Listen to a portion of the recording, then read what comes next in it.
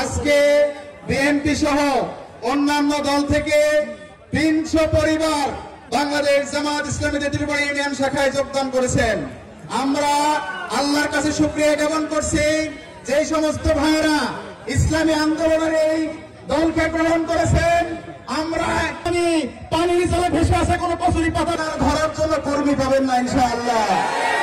কাজী রুহুল আমিনকে গুরুত্বপূর্ণ বক্তব্য দেওয়ার জন্য সম্মানিত প্রিয় উপস্থিতি, এই পর্যায়ে আমাদের সামনে আমার সন্তান কোথায় গেল, কি হলো না হলো এই চিন্তা করে লাগবে না।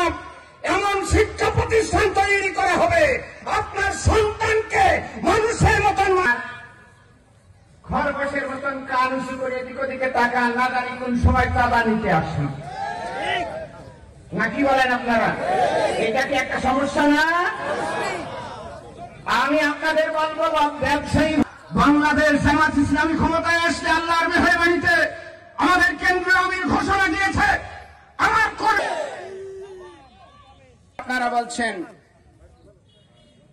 বাংলাদেশ জামাত ইসলামী ক্ষমতায় আসলে দেশ চালাতে পারবে না।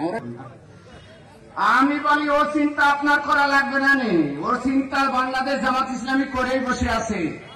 কারণ যারা ক্ষমতায় থেকে দুর্ঘটনা যেখানেই ঘটেছে বাংলাদেশ জামাত ইসলামী নজিরবিহীন সাহায্য হাতে করে যে দাঁড়িয়েছে।